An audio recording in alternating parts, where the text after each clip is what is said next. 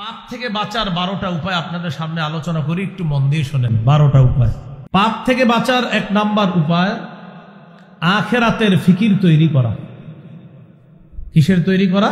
আখিরাতের ফিকির তৈরি করা। অন্তরে আখিরাতের ফিকির তৈরি করা পাপ থেকে বাঁচার 1 নাম্বার উপায়। আখিরাতের ফিকির কিভাবে তৈরি করবেন? একটু আমার দিকে সবাই তাকান, দেখেন আখিরাতের ফিকির কিছুক্ষণের জন্য তৈরি করি। আমার ঘড়িতে এই মুহূর্তে 11টা 4 বাজে। এমনও হতে পারে আগামীকাল 11টা 4-এ আমি দুনিয়াতে থাকবো না।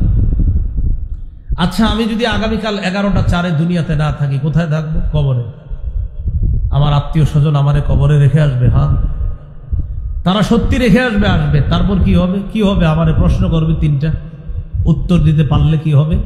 কবর জান্নাতের টুকরা হবে, না পারলে জাহান্নামের অংশ হবে। সত্যি। হ্যাঁ, তাহলে আগামীকাল 11টা 4টায় আমি 11টা 4-এ যদি আমি কবরে থাকি, আমার সাথে কি যাবে? কি যাবে? নবী বলেন, যদি আমল ভালো করে থাকো আমল যাবে। তো আমি সারা জীবন যে সম্পদ কামাই করলাম সেটা নবী বলেন ওয়ারিসরা পাবে। সাহাবীদেরকে প্রশ্ন করলেন, তোমাদের কাছে সম্পদ দাম কোনটা? ওয়ারিসের সম্পদ না তোমার সম্পদ? সাহাবীরা বললেন, হুজুর, আমাদের সম্পদ আমাদের কাছে দামি ওয়ারিসের সম্পদের চাইতে, কারণ আমাদের সম্পদ ওয়ারিসরা পাবে মরার পর, এই জন্য আমাদেরটা আমাদের কাছে বেশি দামি। নবীজি বললেন, ঠিক তো? কয় হ্যাঁ। এবার আমার দিকে তাকান, এটা হলো আমার সম্পদ, এটা ওয়ারিসের সম্পদ কখন পাবে আর কি পরে মনে করেন। তো নবীজি বলেন, একটা হলো আমল আর একটা হলো মাল। তোমার আমলটা হলো তোমার সম্পদ, তোমার মাল হলো ওয়ারিসের সম্পদ। নবী বলেন, তোমার আমল হলো তোমার সম্পদ, তোমার মাল হলো ওয়ারিসের সম্পদ। বলেন তো ভাই, আমল কার সম্পদ? আমার। বলেন, আমল কার আর মাল কার? ওয়ারিস। তো নবীজি বললেন, তোমরাই তো বললা তোমাদের সম্পদ বেশি দামি। হ্যাঁ, নবীজি বললেন, তোমাদের সম্পদ হলো আমল, ওয়ারিসের সম্পদ হলো মাল। তাই তোমার সম্পদ এটা পাবে ওয়ারিস, আর তোমার যে আমল নামা এটা তুমি পাবা। রাসূলুল্লাহ সাল্লাল্লাহু আলাইহি সাল্লাম বলেন, মৃত্যুর পর যখন কবরে যাবা, তোমার আমল তোমার সাথে যাবে আর তোমার মাল তোমার ওয়ারিসরা পাবে। এবার তুমি চিন্তা করো কোনটা বেশি গুরুত্ব দেওয়া দরকার। তাহলে আমাদের সম্পদের নাম কি বলেন তো? আমল। বলেন, আমাদের সম্পদের নাম কি? আমাদের সম্পদের নাম কি? আর ওয়ারিসের সম্পদের নাম মাল। বলেন, আমাদের সম্পদের নাম আমল, ওয়ারিসের সম্পদ। নবীজি বলেন, যা কামাই করছো ওয়ারিস পাবে, যা আমল করছো তুমি পাবে। এইভাবে আপনি আখিরাতের ফিকির তৈরি করা। আরেকটা ফিকির তৈরি করেন। আপনাকে ডাক্তার বলল আগামী 24 ঘন্টা আপনার শরীরটা আর টিকে থাকবে, শরীর ড্যামেজ হয়ে গেছে, 24 ঘন্টার পরে আপনি বেঁচে থাকবেন না, আস্তে আস্তে আপনার শরীর ড্যামেজ। এই 24টা ঘন্টা আপনার কি অবস্থা হবে আপনি একটু চিন্তা করেন তো। বাসায় আসলেন, আসার পর আপনার আব্বা আপনাকে বকাঝকা শুরু করলো, আপনি আপনার আব্বার দিকে হাসি মুখে তাকায় থাকবেন। কেন? আব্বা বকেন, 24 ঘন্টা পর আর পাবেন। বন্ধুরা আপনারা যদি সবাই মিলেও বকাঝকা করে, তো তুই ভালো না, এই না সেই না, অন্যদিন রাগ হয়ে গেল, আজকে রাগ হন না কেন? কারণ আপনার মাথায় টেনশন হলো, তোরা আর কতক্ষণ আমার এইগুলা বলবি বল। আপনার ভাই বোন, আপনার আত্মীয় স্বজন সবাই আপনারা আজকে জ্বালায়, কিচ্ছু বলেন না, কারণ আপনি তাদেরকে বলেন নাই যে 24 ঘন্টার মধ্যে আমার শরীরটা আস্তে আস্তে ড্যামেজ হয়ে যাবে, আমি দুনিয়া থেকে বিদায় নিব। ঘটনা চক্রে ওই 24 ঘন্টার নামাজও এসে গেছে। ডাক্তার বলার পর জোহরের নামাজটা পাইছেন। বলেন তো এই জোহরটা কেমন পড়বেন? হ্যাঁ, কত যত্ন নিয়ে পড়বেন, কারণ আমি তো থাকবো না। আসর কত যত্ন নিবেন, মাগরিব কত যত্ন, এশা কত যত্ন। তাহলে ডাক্তার বলার কারণে সবকিছুর প্রতি আপনার এত যত্ন আইসা দিল। আল্লাহ তাআলা বলে দিয়েছেন, মৃত্যু যে কোনো সময় তোমার হয়ে যাবে। অতএব প্রত্যেকটা নামাজ আজকে থেকে আমার আপনার মনে রাখা যে এটা আমার জীবনের শেষ নামাজ। এইভাবে আপনি মৃত্যুর কথা স্মরণে আসেন, দেখবেন আপনার গুনাহ অটোমেটিক চলে যাচ্ছে। আমি বললাম তো আগামী 24 ঘন্টা আপনারা ট্রাই করেন, আখিরাতের স্মরণ আনেন। এলাকার মানুষ বলবে, ওর হয়েছে কি রে? আপনি যখন আখিরাতের ফিকির তৈরি করবেন, এলাকার মানুষ বলবে ওর কি হয়েছে, মানে আপনার ভিতরে আলাদা চেঞ্জিং দেখা তারা বলবে ওর কি হয়েছে, মানে ওরাও বুঝতেছে আপনার মধ্যে আলাদা একটা কিছু কাজ করতেছে। এই হলো 1 নাম্বার আখিরাতের ফিকির তৈরি করা। 2 নাম্বার খাঁটি তওবা করা। সূরা তাহরিমের 8 নম্বর আয়াতে আল্লাহ বলেন, ইয়া আইয়ুহাল্লাযীনা আমানু তুবু ইলাল্লাহি তাওবাতান নাসুহা আসা রাব্বুকুম আন ইউকাফিরা আনকুম সাইয়্যাতিকুম। আল্লাহ বলেন, হে ঈমানদার, তোমরা আল্লাহর কাছে খাঁটি তওবা করো, আশা করা যায় তোমাদের রব তোমাদের জীবনের গুনাহগুলো ক্ষমা করে দিবেন, তোমাদের রব তোমাদেরকে মাফ করে দিবেন। তাহলে 2 নাম্বার খাঁটি তওবা করা। তবে এখন আবার মনে রাখতে হবে তওবার 4টি শর্ত। বলেন কয়টা শর্ত? বলেন 1, অতীতের গুনাহ ছেড়ে দেওয়া। 2, গুনাহের উপর অনুতপ্ত হওয়া। 3, দৃঢ় প্রতিজ্ঞা করা আমি ভবিষ্যতে এই গুনাহ করব না। 4, আমার জিম্মায় বান্দার হক থেকে থাকলে এই হক আদায় করে দেওয়া। এই 4টা হলো তওবার শর্ত। 1 নাম্বার অতীতের গুনাহ ছেড়ে দেওয়া, 2 নাম্বার অতীতের গুনাহের উপর অনুতপ্ত হওয়া, 3 নাম্বার দৃঢ় প্রতিজ্ঞা করা ভবিষ্যতে এই গুনাহ না করার, 4 নাম্বার জিম্মায় বান্দার হক থেকে থাকলে এই হক আদায় করে দেওয়া। এখন গুরুত্বপূর্ণ কথাটা শোনেন। সুদে যারা আরেকজনের টাকা আনছেন, মনে করেন আপনি একজনের কাছ থেকে 500 টাকা পান, এই 500 টাকা আনছেন, সুদে আনছেন আরো 50, এইভাবে 50, 100 এইভাবে করতে করতে সুদে আপনি 50,000 টাকা শুধু সুদের অংশ আনছেন মানুষের কাছ থেকে। আপনারা মনে রাখবেন এই 50,000 আপনার না, যাদের থেকে আনছেন তাদের। আবারও বলছি, আমি মন খারাপ করেন না, আপনারা কারো কাছ থেকে 100 টাকা পাইতেন, 100 টাকা নেওয়ার সময় সুদে আনছেন 10 টাকা, এই 10 টাকা আপনার না, এটা তার। হুজুর হ্যাঁ আমারে দিছে, হ্যাঁ আপনারে দিছে, বেচারা তো চিপাই বইরা দিছে আপনারে, এটা আপনার না, এটা তার। অনেক সুদখোর ভাবে কি আমি ভালো হয়ে যাব, ভালো হইয়া হজ কইরা আইসা একদম সব ঠিকঠাক, হ্যাঁ ডিজিটাল পদ্ধতির ভালো হওয়া। আপনি যাদের কাছ থেকে সুদে আপনার টাকাগুলো আনছেন, যারা যারা পাওনা, ওদের টাকা না দেওয়া পর্যন্ত আপনি 40 বার 50 বার সারা জিন্দেগি আপনি প্রতি বছর হজ করেন, কোনো লাভ হবে না। আপনি তাদের টাকা আগে ফেরত দেন। আপনি 7 লাখ টাকা দিয়ে হজে গেছেন না, এটা না করে ওদের টাকা ফেরত দেন, আপনি টাকা ফেরত দেন তাদের। তাহলে তওবার 4টি শর্ত। 1 নাম্বার অতীতের গুনাহ ছেড়ে দেওয়া, 2 নাম্বার গুনাহের উপর অনুতপ্ত হওয়া, 3 নাম্বার প্রতিজ্ঞা করা আমি ভবিষ্যতে গুনাহ করব না, 4 নাম্বার আপনার জিম্মায় যেই পাওনা আছে এই পাওনা আপনি আদায় করে দেওয়া। আল্লাহ কথাগুলা মনে রাখার তৌফিক দান করেন। এইগুলো খাঁটি তওবা। গুনাহ মাফের 2 নাম্বার উপায়। গুনাহ মাফের 3 নাম্বার উপায় ইস্তেগফার বেশি বেশি পড়া। পড়েন আস্তাগফিরুল্লাহ, আস্তাগফিরুল্লাহ, আস্তাগফিরুল্লাহ। আমরা যারা এখন 3 বার আস্তাগফিরুল্লাহ বললাম, বিশ্বাস করেন এই 3 বারই আমাদের কিছু কিছু গুনাহ ঝরে গেছে। সূরা আলী ইমরানের 135 নম্বর আয়াতে আল্লাহ বলেন, ওয়াল্লাযীনা ইযা ফাআলু ফাহিশাতান আও যালামু আনফুসাহুম যাকারুল্লাহ ফাস্তাগফিরু লিযুনুবিহিম ওয়া মান ইয়াগফিরুয যুনুবা ইল্লাল্লাহ ওয়া লাম ইউসিররু আলা মা ফাআলু ওয়া হুম ইয়ালামুন। যাদের গুনাহ হয়ে যায় সাথে সাথে আল্লাহকে স্মরণ করে, সাথে সাথে ক্ষমা প্রার্থনা করে, আল্লাহ বড় পাপ করে ফেলছি, আল্লাহ তুমি মাফ করে দাও। 4 নাম্বার জেনে বুঝে ভবিষ্যতে এই গুনাহ আর করে না। আবার বলছে 1 নাম্বার গুনাহ হয়ে গেছে, 2 নাম্বার আল্লাহকে স্মরণ করছে, 3 নাম্বার আল্লাহর কাছে ক্ষমা চায়, 4 নাম্বার জেনে বুঝে ভবিষ্যতে আর এই গুনাহ করে না। আল্লাহ বলেন তোমাকে আমি আল্লাহ মাফ করব না তো করবে কে? আমি আল্লাহ মাফ করি।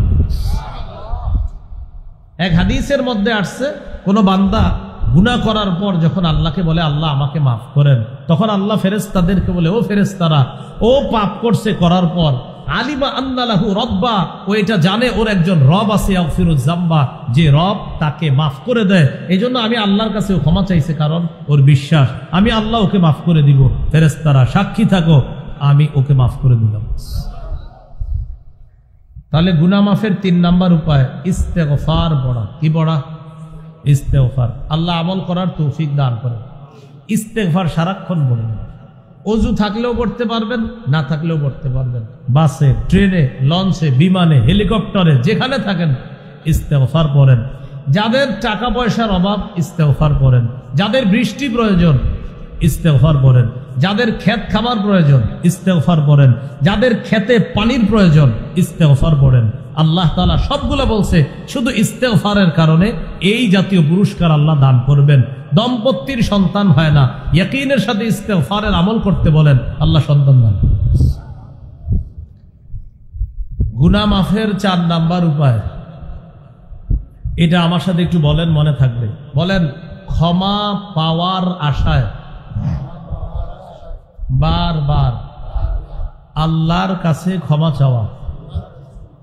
এইটা কিভাবে করবেন এই আমি বলে দিচ্ছি। দেখেন, মাগরিব পড়ছেন বা এশা পড়ছেন, আশেপাশে তাকায় দেখেন মসজিদে কেউ নাই, সবাই বের হয়ে গেছে, ইমাম সাহেব, মুয়াজ্জিন সবাই বের হয়ে গেছে, আপনি একা আছেন, আর কেউ নাই। মসজিদে আপনি বৈশা আল্লাহকে বলতেছেন, আল্লাহ আমি আর আপনি ছাড়া কেউ নাই, আল্লাহ মাফ করে দেন, আল্লাহ মাফ করে দেন, আল্লাহ মাফ করে দেন, আল্লাহ মাফ করে দেন, আল্লাহ আপনি ছাড়া আমাকে মাফ করার কেউ নাই। এইভাবে আপনি বারবার আল্লাহকে বলতেছেন। আল্লাহ তাআলা বলেন, তোমার গুনাহ যদি দুনিয়ার বালু পরিমাণ হয়, আমি বালু পরিমাণ ক্ষমা দিয়ে তোমাকে ক্ষমা করে দিব। তিরমিজির হাদিস, 3540 নম্বর হাদিস। ইয়াবনা আদম ইন্নাকা মা দাউতানি ওয়া রাজাউতানি গফারতু লাকা আলা মা কানা মিনকা ওয়ালা উবালি। হে আদম সন্তান, তুমি যদি আমাকে ক্ষমা পাওয়ার আশায় বারবার ডাকো, আমি আল্লাহ বারবার তোমার ডাকে সাড়া দিব, তোমার জিন্দেগীর গুনাহগুলো মাফ করে দেব। 5 নাম্বার, সর্বক্ষেত্রে রাসূলুল্লাহ সাল্লাল্লাহু আলাইহি সাল্লামের আদর্শ বাস্তবায়ন করা। ব্যক্তি জীবন, পারিবারিক জীবন, সামাজিক জীবন, অর্থনৈতিক জীবন, রাষ্ট্রীয় জীবন, আন্তর্জাতিক জীবন, সর্বক্ষেত্রে আল্লাহ রসুলের আদর্শ বাস্তবায়ন করা। রাষ্ট্রীয় জীবনে ইসলাম কায়েম করার চেষ্টা করা। আমাদের দেশে যেন আল্লাহ তাআলা একজন আদর্শ ন্যায়পরায়ণ পুরুষ শাসক দিয়ে দেয়, এই দোয়া প্রতিনিয়ত আল্লাহর কাছে করা। এটা আল্লাহর কাছে বেশি বেশি দোয়া করা। পুরুষ শাসকের পরিবর্তে অন্য কোনো শাসক চাওয়া নিজের কপাল হতবাগা হওয়ার লক্ষণ করা। সহিহ বুখারীর বর্ণনা, রাসূলুল্লাহ সাল্লাল্লাহু আলাইহি সাল্লাম বলেন, লা ইউফলিহা কওমুন ওয়াল্লাহু আমরাহুম ইমরাআ। ওই জাতি কিছুতেই সফল হবে না যে জাতি তাদের নেতৃত্বে কোনো নারীকে বসায় দেয়। এজন্য আগামীর চিন্তা বাংলাদেশে করা উচিত, পুরুষ শাসিত দেশ গঠন করার চেষ্টা করা। এই ইসলামী মাইন্ডের মানসিকতার নিয়ত নিয়ে এটা আমাদের আপনার প্রত্যেকে এই চেষ্টা করা উচিত বলে কর্তব্য, কারণ আল্লাহ রসুলের আদর্শ এটাও একটা। আন্তর্জাতিক অঙ্গনে চেষ্টা করা, সেটা কি? ফিলিস্তিনের মুসলমান ভাই বোনরা, তাদেরকে নিয়ে কথা বলা একদিনও বন্ধ করবেন না। চায়ের আড্ডা, আপনি আপনার স্ত্রীর সাথে কথা বলেন 2 মিনিট, 1 মিনিট ফিলিস্তিন নিয়ে কথা বলবেন। আপনি আপনার ছেলে মেয়েদের সাথে যখন কথা বলেন, ওদেরকে আপনি 2-3 মিনিট ফিলিস্তিনের গল্প শোনাবেন। চা দোকানের সামনে বন্ধুরা চায়ের আড্ডা দিতেছেন, বন্ধুর সাথে ফিলিস্তিন নিয়ে 2-4 মিনিট কথা বলেন। অঙ্ক ইংরেজি কোচিং সেন্টারে গেছেন, বন্ধুরা মিলে 3-4 মিনিট ফিলিস্তিনের আলোচনা করেন। ফিলিস্তিনের ভাই বোনেরা, তারা আমাদের দেহের অংশ, আমাদের দেহের অংশ আজ আঘাতপ্রাপ্ত, তাদের আঘাতে আমরাও ব্যতীত, আমরাও আঘাতপ্রাপ্ত। এই জন্য আমাদের ভাইদের আঘাত যতদিন বন্ধ না হচ্ছে, তাদের ব্যাপারে আমাদের আলোচনা বন্ধ হবে না, হতে পারে না, হতে দিব না। এটা আন্তর্জাতিক অঙ্গনে আল্লাহ রসুলের আদর্শ বাস্তবায়ন, কারণ তারা আমাদের ভাই, আমাদের দেহের টুকরা। এটা আল্লাহ রসুল বলেছেন সাল্লাল্লাহু আলাইহি ওয়াসাল্লাম। এই ফিলিস্তিনের ইস্যুটা একদিনও ভুলবেন না ইনশাল্লাহ। আপনাদের যদি আশা হয়, আমার কোথাও ইনশাল্লাহ আলোচনা করে দিব আমি, ফিলিস্তিন ইহুদিরা কেন ছাড়তে চায় না আর মুসলমান কেন দিতে চায় না, এই একটা আলোচনা করে দিব ইনশাল্লাহ। যে ফিলিস্তিন ওরা ছাড়তে চায় না কেন, ওদের আজাইরা কিছু দাবি আছে ইহুদিদের, যে দাবির সপক্ষে কোনো দলিল নাই, আমি প্রমাণ করব দলিলের মাধ্যমে ওদের দাবি ফালতু দাবি ইনশাআল্লাহ। তো এটা ইনশাআল্লাহ অন্য কোনো দিন আলোচনা হবে। যাই হোক, তো সর্বক্ষেত্রে আল্লাহ রসুল সাল্লাল্লাহু আলাইহি সাল্লামের আদর্শ বাস্তবায়ন করা। সূরা আলী ইমরানের 31 নম্বর আয়াতে আল্লাহ বলেন, নবী আপনি বলেন, তোমরা যদি আল্লাহকে ভালোবাসো, আমার অনুসরণ করো, আমাকে অনুসরণ করলে ইয়াগফির লাকুম ইউহিব্বুকুমুল্লাহ, আল্লাহ তোমাদেরকে ভালোবাসবেন, ওয়া ইয়াগফির লাকুম যুনুবাকুম, তোমাদের জীবনের সমস্ত গুনাহ আল্লাহ মাফ করে দিবেন। এই গেল গুনাহ মাফের 5 নাম্বার উপায়। 6, আজান দেওয়া। আজান, স্কুল কলেজ ইউনিভার্সিটি ছাত্র যারা গার্মেন্টসের শ্রমিক আছেন যারা, বিভিন্ন মিল ফ্যাক্টরিতে যারা চাকরি করেন, আপনারাও বিশুদ্ধ উচ্চারণে আজান শিখে আপনারাও আজান দেওয়ার চেষ্টা করবেন। আবু দাউদের 515 নম্বর হাদিস, আল মুআদ্দিনু ইউগফারু লাহু মাদা সাউতিহি, মুয়াজ্জিনের আজানের আওয়াজ যত দূর যায় তত দূর পর্যন্ত তার গুনাহ ক্ষমা করে দেওয়া হয়। তাহলে আজান খালি মুয়াজ্জিন সাহেব দিবে না, আমরাও দিব ইনশাআল্লাহ? মুয়াজ্জিন সাহেব 5 মিনিট দেরি করলেই তো বেতন কমানোর চেষ্টা করি, মানে 5 মিনিট দেরি চাইতে। এখন কি হুজুরের কি বেতন কম দেয়? আসে না কেন? কেন আপনি বিশুদ্ধ উচ্চারণে আজানটা শিখিয়ে দিয়ে দেন। হাদিসে আসছে কোন মুয়াজ্জিন যদি টানা 12 বছর আজান দেন, ওয়াজাবাত লাহুল জান্নাত, তার উপর জান্নাত ওয়াজিব হয়ে যাবে। কিন্তু এখন আমরা মুয়াজ্জিন এই বিষয়টাকে মনে করি কি, উনি কি করে, মুয়াজ্জিন মানে, আরে সূরা হামিম আস-সাজদার 31 নম্বর আয়াত, যে আয়াতে আল্লাহ বলছে ওই ব্যক্তির চেয়ে উত্তম কথা আর কার, যে মানুষকে আল্লাহর দিকে আহ্বান করে। এই জায়গায় 1 নম্বর উদ্দেশ্য মুহাম্মদ সাল্লাল্লাহু আলাইহি সাল্লাম, 2 নম্বর উদ্দেশ্য পৃথিবীর সব মুয়াজ্জিনরা এই আয়াতের উদ্দেশ্য। কখন? যখন তারা বলে হাইয়া আলাস সালাহ হাইয়া আলাল ফালাহ। আল্লাহর কোরআনের ভাষ্য অনুযায়ী মুয়াজ্জিনের এই আহ্বান পৃথিবীর শ্রেষ্ঠ আহ্বানের অন্তর্ভুক্ত হয়েছে। তাহলে আজান দেওয়ার চেষ্টা করা। গুনাহ মাফের 7 নম্বর উপায় 2 রাকাত নামাজ পড়া। এটা আজকে বাসায় গিয়ে পড়ে নিতে পারেন দেরি না করে। আমাদের একটা অভ্যাস হলো আমরা শুধু দেরি করি। কিছু আমল আছে নগদ করা উচিত। যেমন আমি আজকে বয়ানে বললাম, মান সাল্লাল ইশা ফি জামাআ ফাকান্নামা কামা নিসফাল লাইল। কেউ যদি এশার নামাজ জামাতে পড়ে, সে যদি রাতে ঘুমায়া থাকে, আল্লাহ তাকে অর্ধেক রাত দাঁড়িয়ে ইবাদত করার সওয়াব দান করবে। ওয়া মান সাল্লাস সুবহা ফি জামাআ, কেউ যদি ফজরের নামাজ জামাতে পড়ে, ফাকান্নামা সাল্লাল লাইলা কুল্লা, আল্লাহ তাকে সারা রাত দাঁড়িয়ে নামাজ পড়ার সওয়াব দান করবে। মানে আপনি এশা জামাতে পড়ে ঘুমায়া গেছেন, ঘুম থেকে উইঠা ফজর জামাতে পড়ছেন, আপনি সারা রাত ছিলেন ঘুমায়া। নবী বলেন তুমি ঘুমায়া থাকলেও আল্লাহ সারা রাত তোমারে নামাজের সওয়াব দান করবে। এখন সুবহানাল্লাহ পড়ছেন তো, পড়ার পর কালকে চা স্টলের সামনে গিয়ে হাদিস শোনাইলেন যে ভাই শোনেন, কোন ব্যক্তি যদি এশার নামাজ জামাতে পড়ে, আল্লাহ তাআলা তাকে অর্ধেক রাত ইবাদতের সওয়াব দান করে।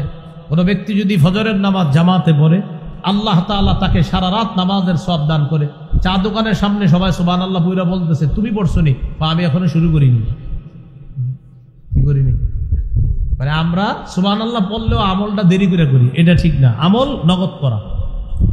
তো গুনাহ মাফের 7 নম্বর উপায় 2 রাকাত নামাজ পড়া।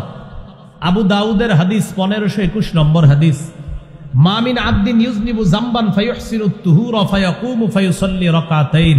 কোন ব্যক্তি গুনাহ হয়ে যাওয়ার পর সুন্দর করে ওযু করে 2 রাকাত নামাজ পড়লো, সালাম ফিরানো শেষ, গফারাল্লাহু লাহু যামবা, আল্লাহ তার গুনাহগুলো মাফ করে দেন। গুনাহ মাফের 8 নম্বর উপায় 5 ওয়াক্ত নামাজ নিয়মিত পড়া। সহিহ বুখারীর 526 নম্বর হাদিস, এক ব্যক্তি রাসূলুল্লাহ সাল্লাল্লাহু আলাইহি সাল্লামের কাছে আসলেন। আসার পর বললেন, হুজুর আমার পাপ হয়ে গেছে, আমি কি করব? ওই মুহূর্তে আল্লাহ সূরা হুদের 114 নম্বর আয়াত নাজিল করে দিলেন। ওই আয়াতে আল্লাহ বলেন, ওয়া আকিমিস সালাতা তারাফাইন নাহার ওয়া যুলাফাম মিনাল লাইল ইন্নাল হাসানাতি ইউযহিবনাস সাইয়্যাত। তুমি দিনের 2 প্রান্তে নামাজ পড়ো, রাতেও নামাজ পড়ো। উদ্দেশ্য হলো 5 ওয়াক্ত নামাজ পড়ো।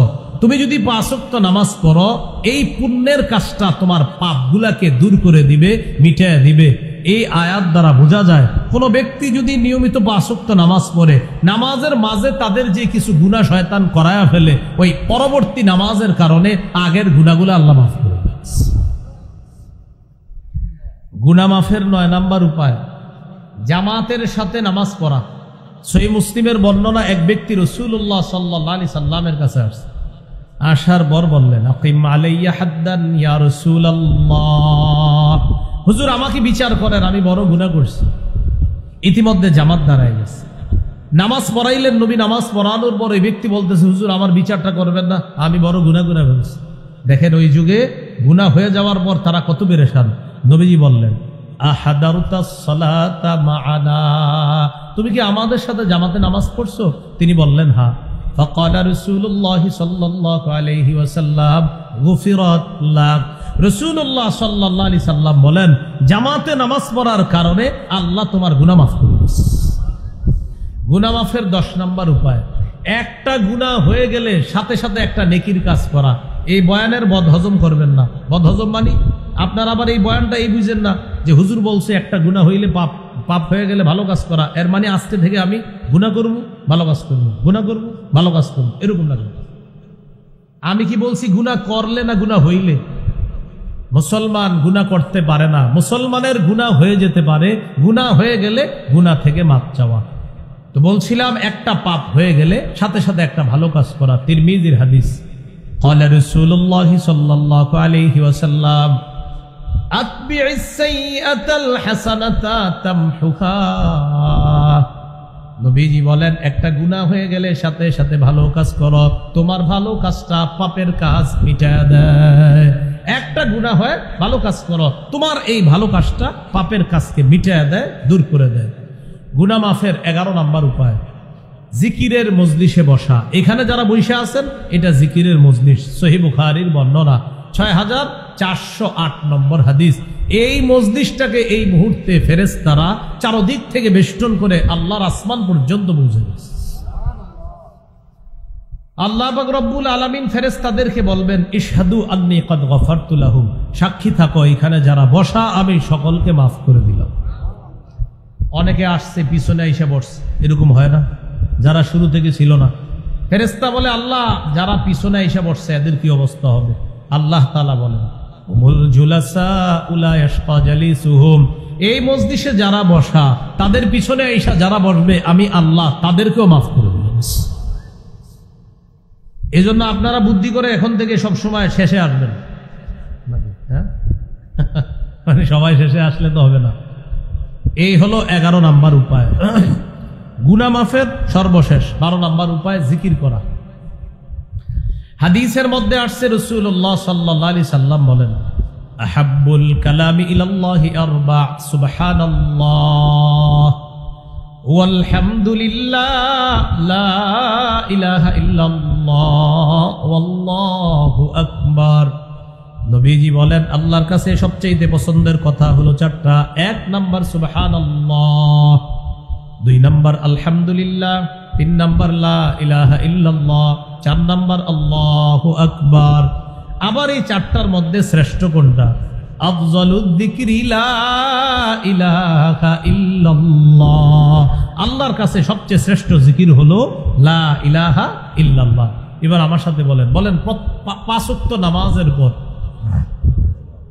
33 বার সুবহানাল্লাহ, 33 বার আলহামদুলিল্লাহ, 33 বার আল্লাহু আকবার,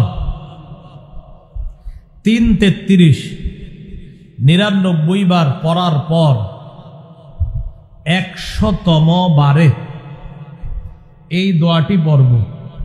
পড়েন লা ইলাহা ইল্লাল্লাহু ওয়াহদাহু লা শারীকা লাহ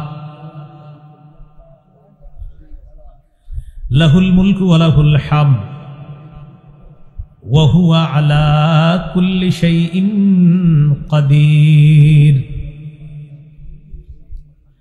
গফিরাত খাতায়াহু ওয়া ইন কানাত মিসলা জাবাদিল বাহরি। এই আমলটা যারা 5 ওয়াক্ত নামাজের পরে করবে সমুদ্রের ফেনা পরিমাণ গুনাহও আল্লাহ মাফ করে দেন। কোনটা? এই যে 5 ওয়াক্ত নামাজের পর করব তো আমল ইনশাআল্লাহ, আল্লাহ তৌফিক দান করেন।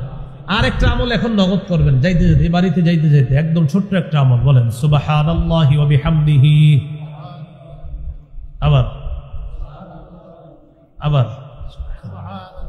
আবার সুবহানাল্লাহি ওয়া বিহামদিহি, সুবহানাল্লাহি ওয়া বিহামদিহি। 5 বার হয়েছে, আর কতবার আছে? 95 বার। কয়বার? এই যাইতে যাইতে পড়ে ফেলবেন, 1-2 মিনিট সময় লাগবে সর্বোচ্চ।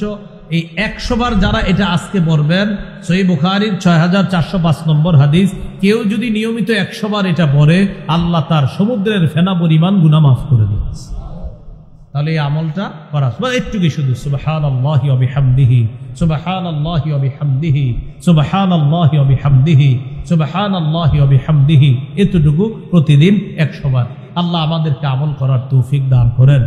যে কথাগুলো আমরা শুনলাম বললাম সবাই যেন আমল করতে পারি, আল্লাহ তৌফিক দান করেন। খুব মন দেন যারা শেষে আসছেন, আমি 1 মিনিটের মধ্যে পুরো আলোচনাটা বলে ফেলি। প্রথমে 7টা কথা বলছি। 1 নাম্বার, নগদ পাপগুলা ছেড়ে দেওয়া। 2 নাম্বার, নতুন করে পাপের কাছে না যাওয়া। 3 নাম্বার, কবিরা গুনাহগুলা ছেড়ে দিলে আল্লাহ সগীরা গুনাহ মাফ করে দিবে। 4 নাম্বার, নিষিদ্ধ কাজ থেকে বাঁচলে আল্লাহর শ্রেষ্ঠ আবেদ হওয়া যায়। 5 নাম্বার, আমাদের কখনো কোনো গুনাহ হয়ে গেলে সবার কাছে আমরা বলে বেড়াবো না, গুনাহ প্রকাশ করব না। 6 নাম্বার, গুনাহকে আজকে থেকে আমরা বড় পাহাড়ের মতো মনে করব। 7 নাম্বার, আল্লাহর ওলি হতে গেলে তার জীবনের শ্রেষ্ঠ ইবাদত গুনাহ না করা। এই ছিল আমাদের প্রথম পাঠের আলোচনা।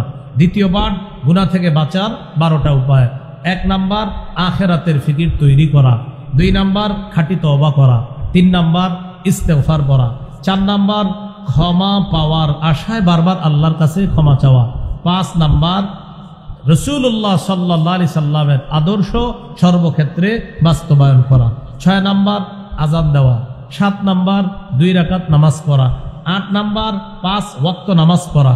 9 নাম্বার, জামাতের সাথে নামাজ পড়া। 10 নাম্বার, একটি গুনাহ হয়ে গেলে সাথে সাথে একটি ভালো কাজ করা। 11 নাম্বার, জিকিরের মজলিসে বসা। 12 নাম্বার, জিকির করা। এই হলো গুনাহ মাফের 12টা উপায়। এই উপায়গুলা অবলম্বন করে আমরা গুনাহ থেকে বেঁচে থাকার চেষ্টা করব। আল্লাহ তৌফিক দান করেন। আজকের এই আলোচনাগুলো আমার একটা সংকলন আছে, মিম্বরের আমানত। ওই সংকলনেও আলোচনাগুলা পাবেন। 9ম 10ম খণ্ডে আজকের আলোচনাগুলা পাবেন। 9ম 10ম খণ্ডে আজকের আলোচনাগুলা পাবেন। 1 থেকে 10 খণ্ড কিতাব, যারা পারেন সবগুলা খণ্ডই সংগ্রহ রাখেন। নারী পুরুষ আলেম ওলামা সহ সবাই পড়তে পারেন। প্রথম খণ্ড সন্তানের 64টা অধিকার। দ্বিতীয় খণ্ড হালাল হারাম শিরিক বেদাত। তৃতীয় খণ্ড হালাল হারাম। চতুর্থ খণ্ড স্বামী স্ত্রীর অধিকার। পঞ্চম খণ্ড লা ইলাহা ইল্লাল্লাহর ব্যাখ্যা। ষষ্ঠ খণ্ড নামাজ। সপ্তম অষ্টম খণ্ড নামাজ আর নাপাক পাকের মাসালা। নবম খণ্ড যাকাত, রমজান, পাপ, ঈদ। দশম খণ্ড হলো রমজান পরবর্তী 8টি করণীয়। রমজানের পরবর্তী হজের প্রস্তুতি। হজের পর শেষের দিকে গিয়ে কোরবানি। এই কোরবানি কিভাবে বিশুদ্ধভাবে হবে এ আলোচনা। কোরবানি পরবর্তী মুহররম মাস আসে। ওই মুহররম মাসের করণীয় বর্জনীয়। পরে সফর মাস। আমরা অনেক কুসংস্কারকে বিশ্বাস করি, নাউযুবিল্লাহ। এই বিষয়গুলো 10ম খণ্ডে আলোচনা আছে। যাদের প্রয়োজন হবে গাড়ি থেকে সংগ্রহ করে নিতে পারেন কিতাবগুলা। আল্লাহ তাআলা আমাদের সকলকে যে কথাগুলা শুনলাম বললাম আমরা সবাই যেন আমল করতে পারি, আল্লাহ তৌফিক দান করেন। সুবহানাল্লাহি ওয়া বিহামদিহি। আমিন। ওয়া আখিরু দাওয়ানা আলহামদুলিল্লাহি রাব্বিল আলামিন। আলহামদুলিল্লাহি রাব্বিল আলামিন। ওয়াল আকিবাতু লিল মুত্তাকিন। ওয়াসসালাতু ওয়াসসালামু আলা সাইয়্যিদিল আমবিয়াল মুরসালিন ওয়া আলা আলিহি ওয়া আসহাবিহি আজমাইন। রব্বানা যালামনা আনফুসানা ওয়া ইল্লাম তাগফির লানা ওয়া তারহামনা লানাকুনান্না মিনাল খাসিরিন। রব্বিরহামহুমা কামা রাব্বায়ানি সগীরা। মাবুদ মেহেরবান মাওলা, আল্লাহ এই মাহফিলকে আপনি কবুল করেন। আল্লাহ জিন্দেগীর গুনাহ খাতাগুলো মাফ করে দেন। আল্লাহ ঈমান ইসলামের উপর অটল থাকার তৌফিক দান করেন। আল্লাহ মেহেরবানি করে জীবনের সমস্ত গুনাহ খাতাগুলো মাফ করে দেন। আল্লাহ গুনাহগুলো মাফ করে দেন। আল্লাহ গুনাহগুলো মাফ করে দেন। সগীরা কবিরা গুনাহ মাফ করে দেন। আল্লাহ ঈমান ইসলামের উপর অটল অবিচল রাখেন। কুফর শিরিক থেকে হেফাজত করেন। যাদের সামনে বসলাম, যারা আমার সামনে বসা, সবার সাথে আবার জান্নাতে দেখা করাইয়া দিয়েন। আল্লাহ আমাদেরকে মাফ করে দেন। আল্লাহ গোপন পাপ প্রকাশ্য পাপ থেকে হেফাজত করেন। আল্লাহ আল্লাহ আল্লাহ আল্লাহ।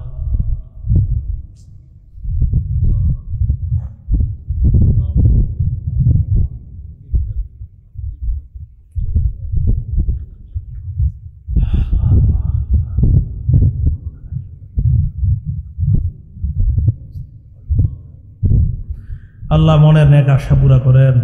আল্লাহ মনের ব্যথাগুলা দূর করে দেন। স্বামী স্ত্রীর মাঝে মহাব্বত তৈরি করে দেন। প্রতিটা ঘরে ঘরে ইসলাম কায়েম করে দেন। রোড গার্ডের অ্যাক্সিডেন্ট থেকে হেফাজত করেন। আল্লাহ ঢাকার উদ্দেশ্যে রওনা করুন। সহি সালেমে নিরাপদে গন্তব্যে পৌঁছায় দিয়েন। আল্লাহ এই বছর যারা হজের নিয়ত করেছে তাদের নিয়তকে আপনি পুরা করেন। তাদের হজকে আপনি কবুল করেন।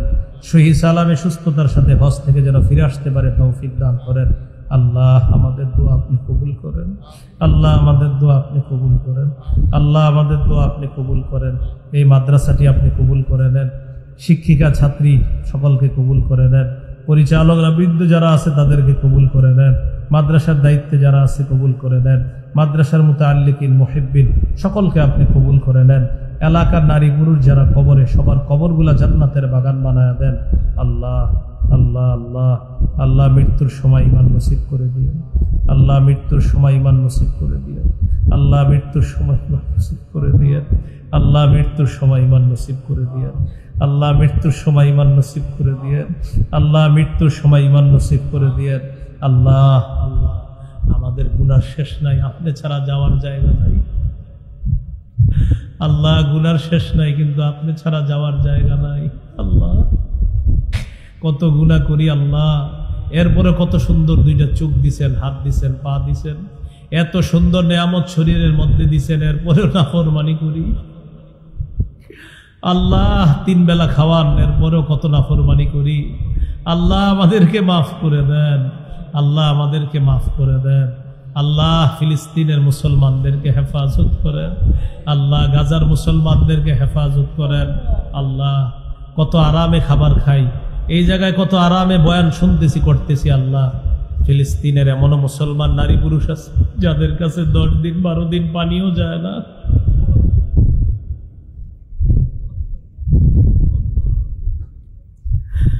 আল্লাহ তাদের কাছে খাবার পৌঁছে না।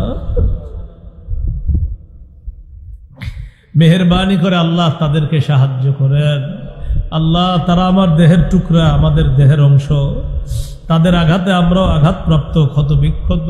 আল্লাহ তাদেরকে আপনি হেফাজত করেন, আল্লাহ তাদেরকে হেফাজত করেন। জায়নবাদী হায়নাদের বিরুদ্ধে যেই মুজাহিদ বাহিনী লড়াই করতেছে, লড়বে, ওই হক মুজাহিদ বাহিনীর সাথে আমাদেরকেও শরীক করে দিয়েন। আল্লাহ রব্বানা তাকাব্বাল মিন্না ইন্নাকা আনতাস সামিউল আলিম ওয়া তুব আলাইনা ইন্নাকা আনতাত তাওয়াবুর রহিম। সাল্লাল্লাহু তাআলা আলা খাইরি খালকিহি সাইয়্যিদিনা মুহাম্মদ ওয়া আলা আলিহি ওয়া আসহাবিহি আজমাইন। সুবহানা রাব্বিকা রাব্বিল ইজ্জাতি